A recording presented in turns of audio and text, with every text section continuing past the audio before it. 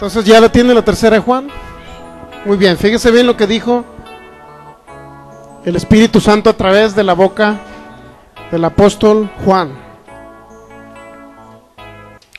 Tercera de Juan, capítulo único, versículo 2. Así dice la palabra en el nombre de nuestro Señor Jesucristo. Amado, yo deseo que tú seas prosperado en todas las cosas y que tengas salud, así como prospera tu alma. Te damos gracias, Padre, gracias porque eres fiel, gracias por tu amor, gracias porque eres un Dios de pactos que siempre cumple sus promesas, que nunca falla, un Dios bueno, un Dios de amor, un Dios de misericordia, que ha prolongado su amor por todos los siglos a través del sacrificio de Jesús, a través de esa sangre derramada. Te damos gracias, Jesucristo, por todo lo que tú hiciste por nosotros, porque nos has dado toda la herencia, Señor, por haber llevado la maldición, haber llevado la enfermedad, haber llevado la pobreza y haber llevado todas las cosas que nos eran contrarias, Señor. Tú nos redimiste de la maldición, Jesús. Gracias por eso que has hecho por nosotros. Gracias porque nos has dejado las primicias, el Espíritu Santo, para que esté con nosotros todos los días hasta el fin del mundo. Tú estarás, Espíritu Santo, habitando en cada creyente, manifestando tu poder sobre cada uno de nosotros y tu unción y tu gloria, Señor. En el nombre de Jesús yo declaro milagros, señales, maravillas que se manifiestan mientras enseñamos tu palabra, mi Dios, y que tu palabra sea una semilla, Señor, que caiga en un terreno fértil y que dé fruto al 100 por 1 y 1000 veces más. Yo declaro en el nombre de Jesús que la fe viene por el oír tu palabra y que no saldremos de este lugar igual como llegamos, sino que creceremos en fe para mover montañas en el nombre de Jesús. Gracias, Espíritu Santo, te hacemos el Señor, el guía y el maestro cada día de nuestras vidas, en el nombre de Jesucristo. Amén. Fíjese bien, pues estamos viendo, después de tantas series que hemos visto, una de las más importantes para el creyente. No la más importante, porque todas son importantes. ¿Cuántos saben que la salvación es importante? El irnos al cielo es importante. El sanar de enfermedades incurables, ¿cuántos saben que es importante? Creer en los milagros que hizo Jesús, pero que no nada más fueron para la época de Jesús, sino fueron para este tiempo, ¿verdad? Y milagros en abundancia vemos a través de la manifestación del Espíritu Santo en este tiempo. Así es que no nada más la salvación, sino también creer en milagros, creer que si alguien viene enfermo de un cáncer puede sanar, enfermo de un diabetes puede sanar, enfermo o de una deficiencia física también puede sanar. Todo ello nos ha delegado Jesús esa autoridad, pero también nos ha dado la herencia o el testamento que nos ha dejado. ¿Por qué cree que le llamaron Nuevo Testamento? Porque es una nueva herencia que nos ha dejado aún más grande que la que estaba en el Viejo Testamento. Entonces fíjese bien, tercera de Juan 2 dice: amado, yo deseo que seas prosperado en todas las cosas y que tengas salud, así como prospera tu alma. Fíjese bien la voluntad de Dios a través del apóstol Juan, hablada por el Espíritu Santo, usando la boca del apóstol Juan. ¿Qué es lo que dice? Yo deseo que tú seas prosperado, no en poquito, no en algunas cosas, sino dice en todas las cosas. ¿Qué incluye todas las cosas? Abundancia, ¿verdad? Todas las cosas es que usted sea prosperado. ¿Qué significa ser prosperado? Es siempre ir de un nivel hacia arriba, nunca menguar, nunca disminuir. Es decir, prosperar siempre va en aumento. ¿De qué estamos hablando en esta serie? Estamos hablando de la prosperidad económica financiera, para que a los hijos de Dios les vaya bien. Ya hemos hablado de cursos de sanidad, ya hemos visto milagros de sanidad aquí en este lugar. Usted ha orado por enfermos, se han visto milagros. Ya hemos hablado de la bondad y del amor de Dios, que no es un Dios que castiga, no es un Dios que enferma, no es un Dios que envía males. Lamentablemente a veces por desconocer las escrituras se han malinterpretado textos y han creído en un Dios que mata, que enferma, que destruye, y en pocas palabras tienen un Dios diferente en el Viejo Testamento y otro Dios diferente en el Nuevo Testamento. Pero no es así. Dios es el mismo ayer, hoy y por los siglos. Él nunca cambia, ¿verdad? Son problemas de traducción, son problemas de interpretación. No es que la Biblia se contradiga, no es que la Biblia esté mal, sino son problemas de algunos de traducción, de interpretación. Y hemos demostrado bíblicamente a través de una serie que se llama La Soberanía de Dios, la historia de Job, para que usted la conozca. Algún día cuando tenga oportunidad tráigase su iPod, le grabamos las enseñanzas, por ahí están todas, son más de 100 enseñanzas que llevamos hablando de que Dios es bueno, de que Dios no los quiere ustedes enfermos, de que Dios no los quiere en ruina, de que Dios no los quiere que se vayan a corta edad de la tierra, ¿verdad? Dios nos quiere de larga vida. Dios no quiere que quedemos de un cáncer o quedemos en un accidente, ¿verdad? Entonces, ¿de qué nos sirve la protección divina si vamos a morir de un accidente? Pero creemos en un Dios que siempre cumple sus pactos y sus promesas. Si Él dijo que nos iba a saciar de larga vida, Salmo 91:16, lo creemos, ¿verdad? Es importante ser un creyente en su palabra. No nada más ser cualquier persona que viene y nos sentemos nada más, ¿verdad? Sino ser creyentes, poner por obra y en práctica su palabra. Entonces, es importante entender eso, que Dios nos ha delegado una gran herencia, y es para que usted la disfrute, para que no se tenga que morir de un cáncer, de un diabetes, o tenga que morir de un paro cardíaco, ¿sí me entiende? Eso viene del diablo, eso viene de la muerte, viene del diablo, todas esas enfermedades vienen del diablo. Las reprendemos y el poder del Espíritu Santo los echa fuera, a través de la llaga de Jesús, a través de lo que Jesús hizo por ustedes. Así es que tenga la seguridad, yo la tengo plenamente convencido, de que no voy a morir en un accidente, que no voy a morir en una enfermedad incurable, sino después de los 120 años, yo creo, declaro, que entonces me voy a ir si Cristo no viene antes. Pero esa convicción la debe tener usted. Ustedes deben de tener esa convicción de lo que Dios dejó escrito en su palabra. Porque si usted tiene duda y temor de que no sabe si mañana va a vivir o va a morir, entonces no está creyendo lo que Dios dejó en ese testamento, ¿okay? A lo mejor le han enseñado otras cosas, a mí también me las habían enseñado, pero afortunadamente, gracias a que hemos estudiado, hemos escudriñado, hemos aprendido de otros maestros de fe, entendido que lo que Dios dejó escrito en su palabra debemos escudriñarlo, no agarrar todo literal como viene en una traducción, porque algunas traducciones traen ciertos detalles, ¿verdad?, de problemas de traducción. Sin embargo, se nos han dicho muchas cosas. Pero ¿qué es lo mejor? Dijo Jesús, escudriñen las escrituras, le dijo a los fariseos, ustedes escudriñen las escrituras porque en ellas os parece que está la vida, ¿verdad? Desde la época de Moisés, desde antes, más bien desde la época de Moisés, desde el Pentateuco, todo eso que se dio por allá en el monte Sinaí, ya los judíos escudriñaban. ¿Qué significa escudriñar? Que no leían solamente un solo texto, ellos veían otras tradiciones orales, los versos que traían ellos, vaya, las cosas que se retransmitían de padres a hijos, de hijos a nietos, etcétera. Ellos escudriñaban la palabra para entender lo que Dios quería decir a través de la vida eterna.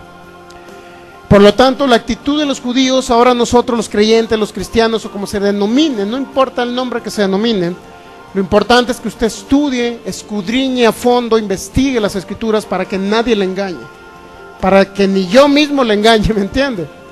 Si al rato yo le estoy engañando, usted va a saber que no es de acuerdo a la palabra, ¿ok? Por eso cada uno de ustedes tiene la obligación de escudriñar. Yo le enseño, pero usted debe escudriñar y debe decir, bueno, lo que me enseñó el pastor me consta porque está escrito aquí, donde me lo dijo, ¿ok? ¿Estamos de acuerdo, verdad? Usted no debe ser engañado por nadie, por ninguna religión, por ni una persona, solamente que a usted le conste lo que estén hablando de enfrente. Muy bien, entonces estamos viendo este tema muy importante que habla de prosperidad financiera, prosperidad económica, porque creemos en un Dios que no nada más hace milagros de sanidad, como los hemos visto, muy común, ¿verdad? Milagros de sanidad los hemos visto, pero ¿qué necesitamos ver nosotros? También milagros en la economía, milagros financieros, milagros donde usted pueda haber manifestado el poder de Dios también para que usted prospere. ¿En qué sentido? En lo que dijo la tercera de Juan 2, el Espíritu Santo hablando que se ha prosperado en todas las cosas, pero además que usted viva en salud. ¿Qué significa salud? Que ni siquiera una enfermedad pueda tocar su cuerpo, pero no en este momento, pero conforme usted vaya escuchando palabra, ¿qué cree? Menos se va a enfermar. ¿Sí sabía? Digo, no estamos en contra de los médicos tampoco, ¿no? Porque muchos dicen, no visita a los médicos. Sí, visite médicos mientras no crece en fe. Cuando usted crezca en fe, a lo mejor va a vivir no tanto por milagros de sanidad, va a vivir ahora por salud, porque la palabra de Dios dice que es medicina su cuerpo, dice Proverbios capítulo 4 o 6 por ahí, ¿verdad? Si la palabra es medicina, significa que su cuerpo debe ir sanando, es decir, se debe de enfermar menos, ¿ok? Ese es el testamento, esa es la herencia que nos dejó Jesús. Entonces, ¿para qué Jesús llevó la enfermedad si usted no va a sanar? ¿Para qué llevó la enfermedad Jesús? Jesús, recuerde que fue el Cordero sustituto. Muy bien, pero en el área de la prosperidad, también Jesús dice que se hizo pobre, 2 Corintios capítulo 8, vamos para allá, para que a usted le conste lo que estamos hablando. 2 Corintios capítulo 8. ¿Por qué Jesús se hizo pobre y dónde se hizo pobre? Es importante que usted lo entienda. ¿Dónde se hizo pobre Jesús? Cuando llevó la maldición de la pobreza en la cruz del Calvario. 2 Corintios capítulo 8, versículo 9. Fíjese bien cómo dice ahí. Pero ya conocéis la gracia. ¿Ya lo tienen? Fíjese bien lo que dice. 2 Corintios capítulo 8, versículo 9. Es importante que a usted le conste lo que está escrito. Dice, porque ya conocéis la gracia. Alguna traducción por ahí puede decir una palabrita un poco diferente, pero todos llegamos a la conclusión de que quiere decir que Jesús, en pocas palabras, ¿cuál fue la gracia de nuestro Señor Jesucristo? Ya conocéis la gracia de nuestro Señor Jesucristo, que por amor a vosotros se hizo ¿qué? ¿Qué se hizo Jesús? Pobre. ¿Cuál es la idea de que Jesús se haya hecho pobre? Siendo el rico, dueño del oro, el mismo Dios vino y se encarnó, para que me entienda. El mismo Dios que era dueño o es dueño del oro y de la plata, ese mismo Dios vino y se hizo humano y murió por cada uno de nosotros, por la humanidad en general, ¿verdad? Murió por toda la humanidad, no nada más por cierta religión. Por muchos dicen, murió por mi religión. No, murió por la humanidad. Eso dice la Biblia, murió por el mundo en general. No murió por ciertas religiones, ¿ok? Murió por el mundo. Entonces fíjese, ya conoces esa gracia. ¿Cuál es la gracia o qué significa gracia? Es un regalo inmerecido de parte de Dios, es un regalo. ¿Cuál fue el regalo de nuestro Señor Jesucristo? Que por amor, ¿por qué lo hizo Él? Por amor. ¿A quién? A ustedes. Amor a la humanidad. Amor, dice que por amor a vosotros se hizo pobre, siendo rico.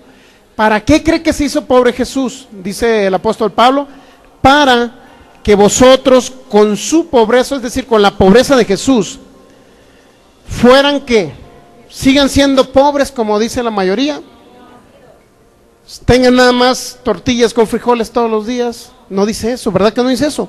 Para que ustedes fueran ¿qué? Enriquecidos. ¿Y de qué cree que está hablando? ¿De riqueza espiritual, hermano, nada más? Si usted lee desde el capítulo 8 al principio, ¿de qué cree que está hablando? De dinero, de ofrenda, de todo ello. De todo ello está hablando de economía, de dinero, para que usted le vaya bien, pues.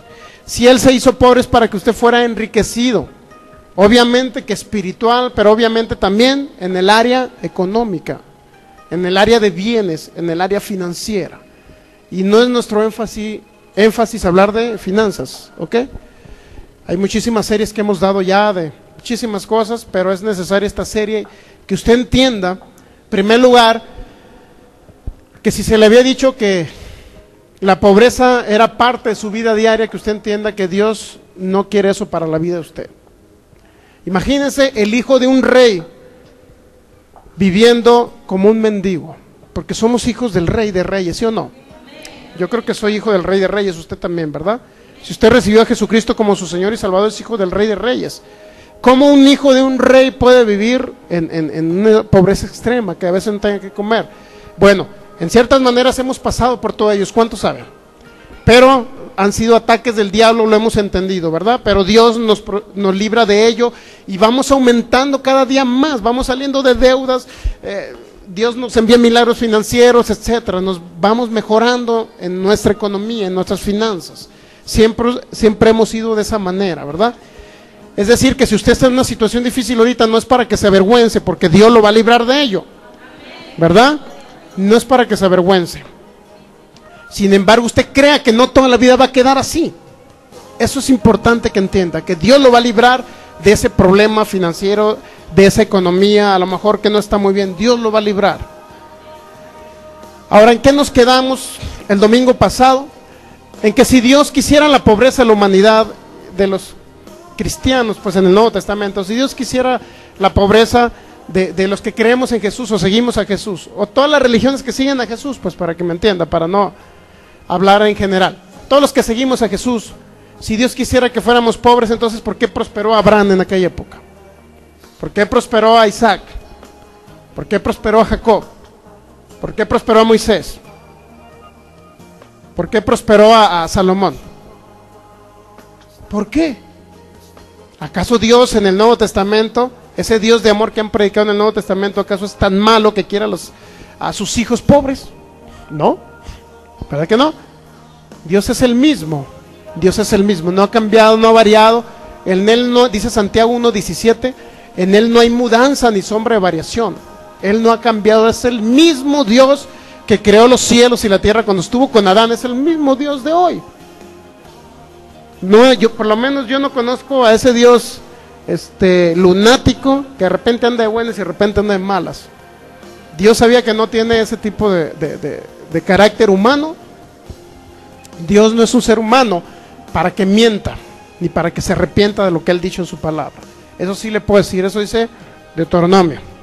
Muy bien, vamos a Génesis capítulo 12, versículo 7. ¿Qué es lo que Dios le prometió a Abraham? Estamos viendo los hombres de la Biblia que Dios los prosperó y les dio abundancia. Pero la actitud de estos hombres fue una actitud de fe, fue una actitud de hombres que adoraban a Dios, no estaban alejados de Dios. Ya tiene Génesis capítulo 12, versículo 7, fíjese bien lo que dice ahí. ¿Ya lo tiene Génesis 12, 7? Dice: y apareció Jehová a Abraham y le dijo. ¿Qué significa que Abraham escuchaba la voz de Dios? ¿Cuántos saben? Que Abraham tenía comunión con Dios. Eso significa: a tu descendencia daré esta tierra.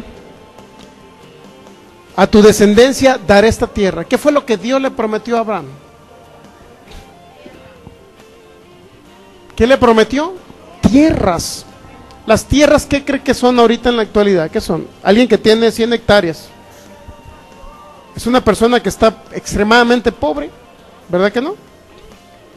Un agricultor, por lo menos de allá de Sinaloa, donde venimos nosotros, un agricultor de allá, que tienen hasta 100 hectáreas, son los hombres más prósperos en aquel lugar. La prosperidad depende mucho de la agricultura. Y hay personas que manejan 50, 100, 200 hectáreas o más. Sin embargo, esos hombres son los más prósperos en aquella época. No creo que, bueno, en ciertos lugares los agricultores son los más pobres, va. Por acá no sé si para el sur, había escuchado yo. No, pues tengo mis 3 hectáreas y ahí siembro y apenas tengo para vivir. Pero allá los agricultores de Sinaloa son los más, económicamente, los más ricos, para que me entiendan. Por ahí yo una vez estuve estudiando en Mazatlán, Sinaloa, a la universidad, y ahí la mayoría decía que llegaban de por acá del sur, ¿no? Porque acá en el sur es diferente un poquito al norte, ¿no? Aquí un agricultor dice, bueno, es el que tiene apenas con trabajo, le dan 5 o 10 hectáreas y medio las trabaja y medio tiene para comer. Y llegaban a una casa del estudiante ahí, y para que los aceptaran, pues tenían que ser de humilde condición, o no tanto humilde, pues bíblica, ¿no? Sino económica. Que dijeran, bueno, a lo mejor no tiene tanto dinero porque es hijo de un agricultor y acéptenlo aquí. Y de repente llegaban unos del norte de Sinaloa, es que yo también soy hijo de un agricultor. Pues sí, pero era hijo de un agricultor diferente, ¿no? Los agricultores del sur, decía, vengo de una familia de agricultores, y ya decían, pues es pobre, acéptenlo. Y luego venía uno de allá de Guasave, de los Mochis, Sinaloa, y decía, soy hijo de un agricultor. Pues sí, pero eran los más prominentes, ¿me entienden? Entonces, fíjese bien, es importante entender que cuando Dios le dijo a Abraham, a tu descendencia daré esta tierra, estaba dando bienes materiales. ¿Sí o no estaba dando bienes materiales? Le estaba dando bienes materiales a quien, a Abraham y a la descendencia de Abraham. ¿Estamos de acuerdo que Dios daba bienes materiales? Ok.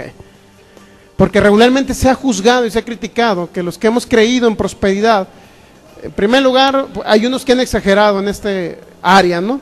Muchos que han hecho mal uso del área de la prosperidad. Y hay otros que definitivamente a causa de personas que han abusado de la prosperidad, otros están en contra de la prosperidad, ¿no? Y nosotros obviamente estamos en contra de las actitudes de personas que hablan de prosperidad y no hablan de otra cosa más que de prosperidad. Sin embargo, es necesario que usted conozca que Dios también quiere la prosperidad de usted, de su familia, de la humanidad en general. Dios quiere la prosperidad. Génesis 12:7, apareció Jehová a Abraham y le dijo: a tu descendencia daré esta tierra. ¿Y qué hizo Abraham como consecuencia? Dice, edificó allí un altar a Jehová, quien le había aparecido. ¿Qué hizo Abraham? ¿Edificó qué? Un altar. ¿Sabe qué significaba? Eso lo explicamos un poquito, ahorita nada más un pequeño resumen. Edificar un altar significa llevar un cordero, sacrificarlo, y llevar una ofrenda a Dios y adorar a Dios a través de ese altar. Eso significa que Abraham estaba acostumbrado a edificar altares, derramar la sangre de un corderito, y no nada más eso, sino que adoraba a Dios a través de su ofrenda. Es lo que hacía Abraham. En Génesis 22 por ahí se explica. Desde Caín y Abel, ¿sí sabía que Abel llevaba corderitos para ofrecer a Dios? Eso te lo dice desde Abel. Imagínense, si Dios no daba una instrucción. Ok, Abraham fue un hombre de fe porque Dios le dio una palabra que le iba a dar bienes materiales a su descendencia, ¿sí o no? Bienes materiales, y como consecuencia dice que Abraham dio ofrenda a Dios, es decir, edificó un altar, sacrificó un corderito y adoró a Dios. Esa fue la actitud del padre de la fe, así se le denomina Abraham. Más adelante, Génesis 12, versículo 10, dice: hubo entonces hambre en la tierra, y descendió Abraham a Egipto para morar allí, porque era grande el hambre en la tierra. Imagínense, después que Dios le dijo: oye, te voy a dar tierras, de repente resulta que hay una época de que había hambre, es decir, no tienen ni para comer en aquella época. Se sabe que en diferentes épocas ha habido ese problema económico mundial, inclusive en ciertas regiones. Entonces fíjese bien, hubo hambre cuando Dios le dio la palabra, que dice que hubo hambre. Oye, si Dios le dio la palabra a Abraham que le iba a dar tierras que representaban bienes materiales, ¿por qué hubo hambre? ¿O por qué Abraham tuvo que descender a Egipto si Dios le dio una palabra que le iba a dar bienes? ¿Que Dios no cumplió su promesa? ¿O Dios falló? ¿O qué pasó ahí? Bueno, para empezar, el diablo se metió, ¿verdad? Siempre se ha estado metiendo el diablo. Aunque él no nos puede, ni nos toca, ni puede prosperar contra nosotros. A lo mejor podrá usted recibir un ataque del diablo, pero Dios lo va a librar de él. Eso siempre lo hemos creído. Fíjese más adelante. En el versículo 13. Después del hambre fue Egipto. Por ahí se presentó una situación difícil. Dice que Abraham recibió bienes de los egipcios. ¿Cuántos saben? Más adelante ahí, por ahí dice. Dice que Faraón le dio bienes, ovejas, ganado, y todo eso se lo dio a Abraham en una época de hambre. Dios le prometió a Abraham que le iba a dar tierras, bienes materiales. Abraham como consecuencia adoró sin ver las tierras. Abraham adoró a Dios y edificó un altar ofreciendo una ofrenda. Vaya la redundancia. ¿Qué dio Abraham? Una ofrenda. ¿Qué significa eso? Que Abraham, sin ver las cosas manifestadas, comenzó a dar a Dios adoración a través de ofrendas. Entonces fíjese bien qué pasó en el versículo 13 más adelante, después de que hubo hambre. Vamos a leer versículo 13, capítulo 13, versículo 1. Subió pues Abraham de Egipto hacia el Negev, él y su mujer, con todo lo que tenía, y con él subió Lot. Versículo 2, y Abraham era ¿qué? ¿Cómo era Abraham? No era rico, era riquísimo. Riquísimo en lo espiritual, hermano, porque se veía una luz arriba, claro que también. Pero aquí está hablando de riquísimo ¿en qué? En ganado, en plata, ¿y en qué? Y en oro. ¿Qué fue lo que recibió Abraham como promesa? Independientemente que haya ido a Egipto, independientemente que el oro y la plata haya salido de Egipto, y que lo haya adquirido Abraham en una época de hambre. En una época de hambre, Abraham era riquísimo. ¿Está captando? Es decir, independientemente que diga, subieron las tortillas, subió la gasolina, independientemente de la situación de que se cayeron las Torres Gemelas allá, pues cayó la bolsa de valores, no sé. Independientemente que en el mundo haya crisis, en los hijos de Dios, los que adoran a Dios, los que le creen a Dios y a su palabra, no deben de padecer necesidad. Independientemente que digan que no se puede el mundo, pero nosotros todo lo podemos en Cristo que nos fortalece. Entonces fíjese bien, Abraham era riquísimo en una época de hambre, una época que no había que comer. Abraham era riquísimo. ¿De dónde adquirió esa riqueza? Los mismos egipcios. Dios utilizó a los egipcios para que se la dieran. ¿Ok? Sin embargo, más adelante, no cabían inclusive en la tierra, de tal manera que se tuvo que separar a Abraham de Lot. No cabían, de los bienes que tenían, de los ganados, de los trabajadores. Se comenzaron a pelear los trabajadores de Lot con los de Abraham, se tuvieron que separar. Lot se fue a otro lugar. Más adelante, versículo 12, Génesis 13:12, Abraham acampó en la tierra de Canaán, en tanto que Lot habitó en las ciudades de la llanura y fue poniendo sus tiendas hasta Sodoma. Más adelante, Dios le promete otra cosa más, aparte de que una descendencia le iba a dar tierras. Versículo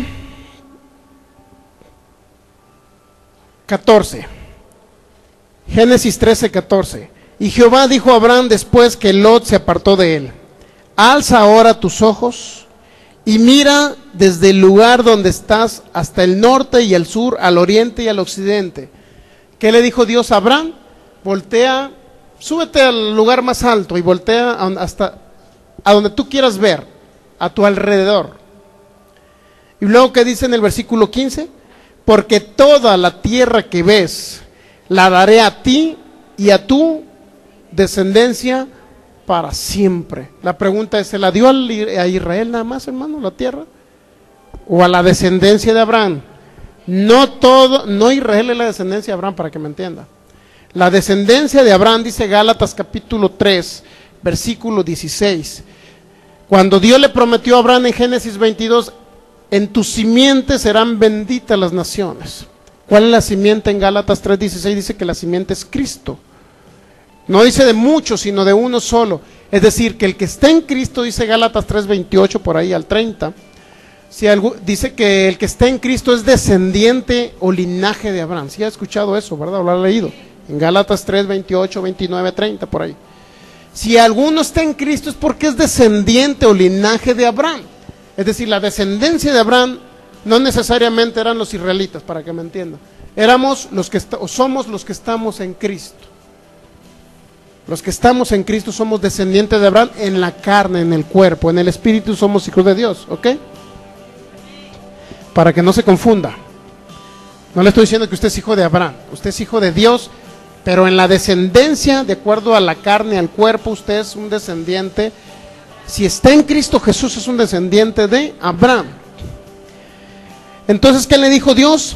En Génesis 13, versículo 15, porque toda la tierra que ves la daré a ti, a tu descendencia para siempre. ¿Qué es lo que le iba a dar otra vez Dios? Otra vez le prometió a Abraham bienes, ¿ok? Bienes. Y luego más adelante dice el 17, levántate, ve por la tierra a lo largo de ella y a su ancho, porque a ti la daré.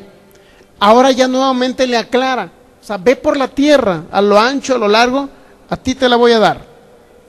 Abraham pues, removiendo su tienda, vino y moró en el encinar de Mamre, que está en Hebrón, y edificó allí altar a Jehová.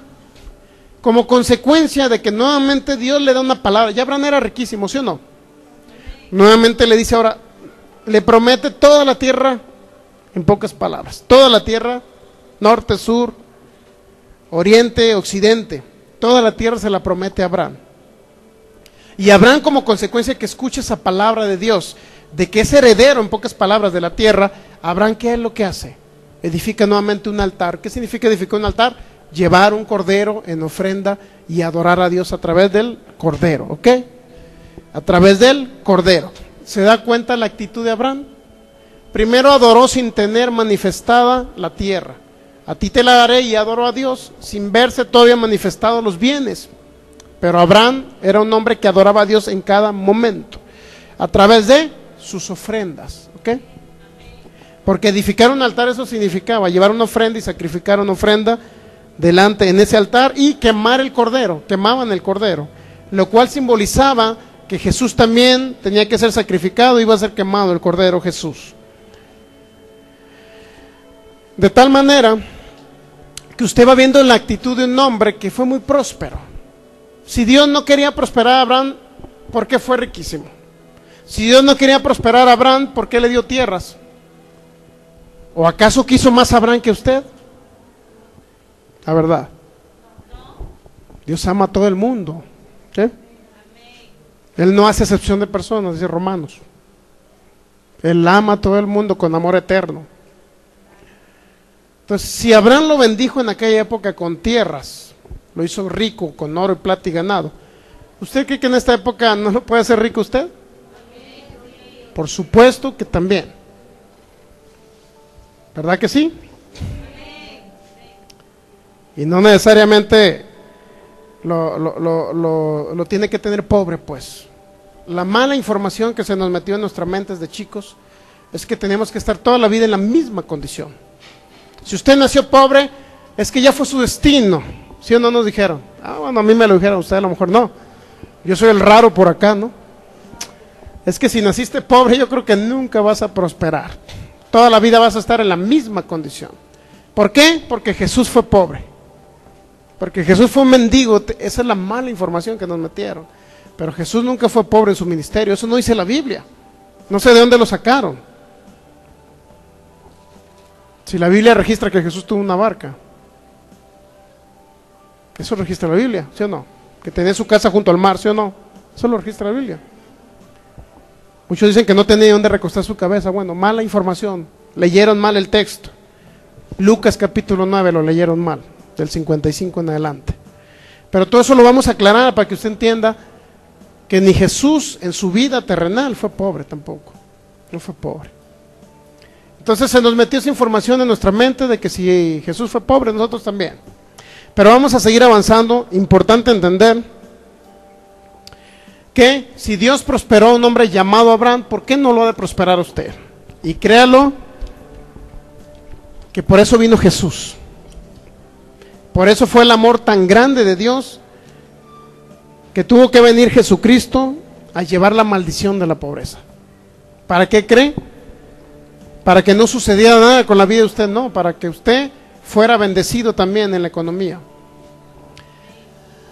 ¿Qué es lo que hizo Abraham como consecuencia después de que Dios le prometió tierras y todo? Vamos a Génesis 14.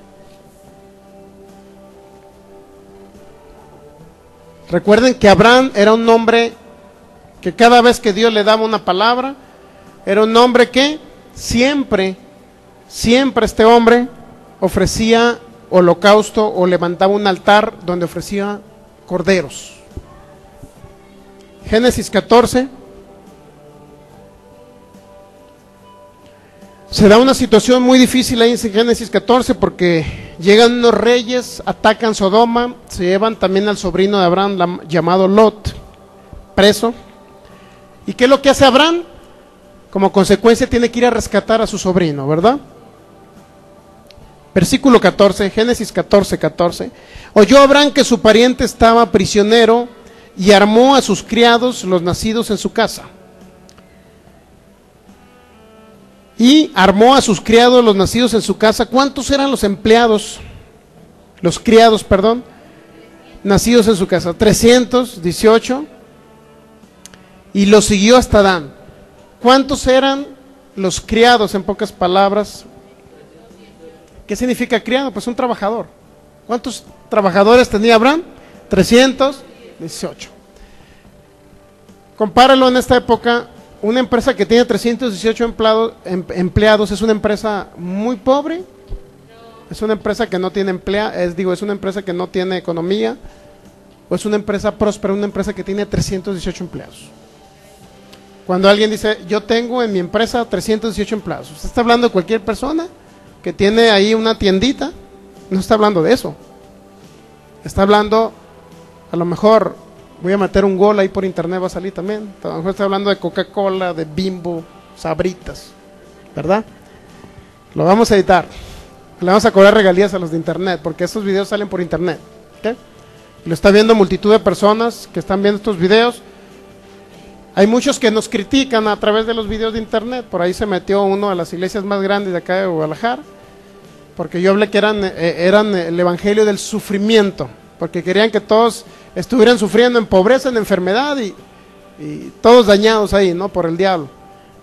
Y él me dice, ¿cómo es posible que estés hablando que somos del evangelio del sufrimiento? Pues sí, digo, porque estás hablando de que si la enfermedad te hace imagen de Dios, entonces eres del evangelio que te gusta sufrir.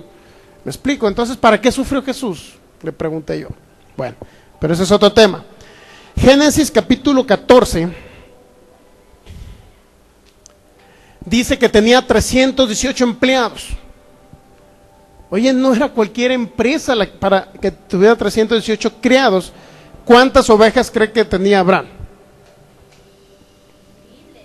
De los hombres que habla la Biblia, como Job, Job, que dicen que Dios le mandó no sé qué, que le dio permiso al diablo a tocar la vida de Job. No es cierto eso. Eso tenemos toda una serie de 13, creo 16 discos donde usted lo puede adquirir totalmente gratis. Tráigase su memoria, se los pasamos, ¿ok? O están por internet en nuestra página feypoder.mex.tl. Ahí puede ver los videos y los audios, los puede escuchar. Se llama feypoder.mex.tl. Ahí están audios y videos. Si algunas enseñanzas no están en video, usted las va a escuchar en audio, a lo mejor. Bueno, entonces tenía 318 empleados. No era cualquier empresa la de Abraham. Para que pudiera tener 318 empleados, es que tenía, ¿cuánto cree que de ganado? Una ovejita la cuidaba cada persona. ¿Tenía 318 ovejitas? No. O sea, tenía miles de ovejas para cuidar para tener 318 empleados para cuidar su ganado, porque eran miles, ¿no? Lo que tenía en su ganado. Es decir, era un hombre que era Abraham, empresario. ¿Está captando? Era un hombre empresario. Sin embargo, este hombre, dice, versículo 15, cayó sobre ellos la noche, él y sus siervos, y les atacó, y les fue siguiendo hasta el norte de Damasco, y recobró todos los bienes, también a Lot, su pariente, y sus bienes, y a las mujeres y demás gente. ¿Qué es lo que hizo Abraham? Dice que recobró bienes, y también se trajo a su sobrino, con todo y los bienes de su sobrino, es decir, recuperó todo lo que había perdido su sobrino. Pero también dice que se trajo bienes. ¿Cuáles bienes? Lo que estos reyes habían robado a los reyes de Sodoma, de Gomorra y otras ciudades que estaban ahí. Versículo 17, cuando volvía de la derrota de Kedorlaomer y de los reyes que con él estaban, salió el rey de Sodoma a recibirlo al valle de Sabe, que es el valle del rey. Entonces Melquisedec, rey de Salem y sacerdote del Dios Altísimo, dice, sacó pan y vino.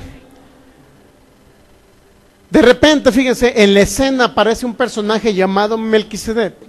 Muchos atribuyen que Melquisedec era este hombre llamado Sem, que era un hijo de Noé, ¿verdad? O sea, es decir, Sem vivió no sé si 600 años, no recuerdo más o menos. De tal manera que este hombre Abraham le tocó conocer a un hombre llamado Sem, que son los que salieron del arca de Noé, ¿verdad? Sem, Cam y Jafet. Entonces dice que le tocó conocer a Sem, pero aún así la Biblia no te registra que este hombre sea Sem. Lo que sí te dice que es un hombre llamado Melquisedec. Rey de Salem. ¿Qué significa Salem? Shalom, es la palabra shalom, que significa paz, prosperidad, y todo ello representa esa palabra. Entonces Melquisedec, rey de Salem y sacerdote del Dios Altísimo, sacó pan y vino. ¿Qué fue lo que sacó este hombre? Pan y vino. ¿Qué representaba ese pan y vino? Pues aquí dice el 19, dice que le bendijo diciendo, este hombre era un sacerdote de Dios, pero que bendijo a Abraham. ¿De qué manera lo bendijo? ¿De qué manera lo bendijo? Diciendo, ¿verdad? Hablando. ¿Qué fue lo que habló este hombre? Declaró bendición sobre Abraham. ¿Qué le dijo? Bendito sea Abraham del Dios Altísimo, creador de los cielos y de la tierra. ¿De quién era Abraham? Del Dios Altísimo. ¿De quién es usted? Del Dios Altísimo. No hay diferencia. ¿Cuál era la función del pan y el vino? Representaba la Santa Cena en primer lugar. El pan representaba en primer lugar el cuerpo de Cristo, el vino su sangre. Es decir, ya desde ese momento, desde Génesis capítulo 14, Dios había tratado con Abraham para mostrarle que iba a venir un Salvador a la tierra, un Cordero, que iba a derramar su sangre y que su cuerpo también iba a ser sacrificado, pues para que me entienda. El pan y el vino representaban, no, es un simbolismo de la venida de Cristo, es un simbolismo también de libertad. Cuando el pueblo de Israel en Éxodo capítulo 12 fue sacado de la tierra de Egipto, dice que también hizo un sacrificio de cordero, pero también dice que celebró un acto llamado la Pascua. Pascua significa yo pasaré por vosotros o encima de vosotros. Es decir, ellos celebraron la Santa Cena, en pocas palabras, el pueblo de Israel. Por primera vez. ¿Cuál fue la actitud de ellos? ¿O por qué celebraron Santa Cena? ¿O por qué sacrificaron un cordero? Como un ejemplo de que Dios los había libertado de ¿dónde? De la opresión de Egipto.